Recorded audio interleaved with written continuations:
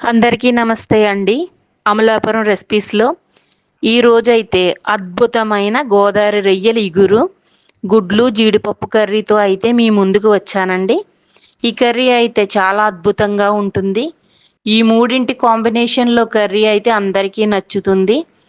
Yummy tasty France గుడ్లు జీడిపప్పు ఇగురు. ఫస్ట్ అయితే రొయ్యలు పైతొక్క తీసేసి 3-4 సార్లు కడిగి శుభ్రం చేసుకొని లాస్ట్లో సాల్ట్ కొంచెం పసుపు వేసిన వాటర్లో కడిగి శుభ్రం చేసుకోవాలి. తర్వాత కొంచెం పసుపు వేసి రొయ్యలు ఉడకనివ్వాలి.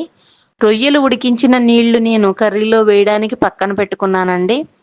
ఫస్ట్ గుడ్లు, కొత్తిమీర, ఉల్లిపాయ ముక్కలు, పచ్చిమిర్చి, ఉడకబెట్టిన రొయ్యలు, జీడిపప్పు పక్కన పెట్టుకోవాలి. కడాయి పెట్టి ఆయిల్ వేసి జీడిపప్పు గోల్డెన్ కలర్ వచ్చే వరకు ఫ్రై చేయాలి.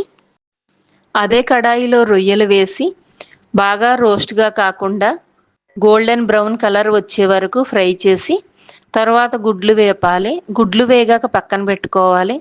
తరువాత ఉల్లిపాయ ముక్కలు, పచ్చిమిర్చి వేపాలి. ఉల్లిపాయ ముక్కలు వేగాక వేపుకున్న రొయ్యలు వేసి అటు ఇటు కలపాలి. తర్వాత నేను అందులో పచ్చికారం వేస్తున్నానండి. కారం ఎక్కువ ఉంటుంది, అందుకే నేను చెంచాన్నర వేశాను. అర స్పూను అల్లం వెల్లుల్లి పేస్ట్, స్పూన్ మసాలా పొడి. మసాలా పొడి నేను ఇంట్లో తయారు చేసుకున్నానండి. రుచికి తగినంత ఉప్పు వేసి అన్నీ కలిసేలా అటు ఇటు కలపాలి. తర్వాత రొయ్యలు ఉడకబెట్టిన నీళ్లు అందులో వేశాను. అలా వేయడం వల్ల కూర మరింత రుచి పెరుగుతుందండి. గుడ్లు వేసి కూరను బాగా కలిపి మూత పెట్టి చిన్న మంట మీద 10 నిమిషాలు ఉడకనివ్వాలి. మధ్య మధ్యలో కూరను కలుపుతూ ఉండాలి, ఎందుకంటే కూర అడుగంటుతుందండి. తరువాత కొత్తిమీర చల్లాలి. మళ్ళీ మూత పెట్టి 2 నిమిషాలు ఉడికిన తర్వాత ఫైనల్గా వేపుకున్న జీడిపప్పు వేయాలండి. ఇందులో పచ్చి జీడిపప్పు వేసుకుంటే చాలా రుచిగా ఉంటుంది, కానీ ఈరోజు పచ్చి జీడిపప్పు దొరకలేదండి. నేను షాపులో దొరికే జీడిపప్పు వేశాను. కూర అయితే రెడీ అండి. ఈరోజు రొయ్యల కర్రీ కాకుండా కొయ్యంగల ఇగురు కూడా వండానండి.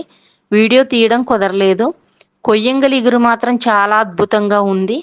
ఈ 2 కూరలు కూడా చాలా బాగా కుదిరాయి. ఈ కర్రీ సన్నంలో కలిపి తింటుంటే ఉందండి, మరి అద్భుతం అనుకోండి. రొయ్య అయితే చాలా బాగా ఉడికిందండి.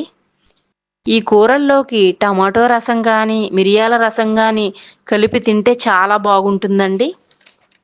ఈ కర్రీ మీరు ట్రై చేసి ఎలా ఉందో చెప్పండి.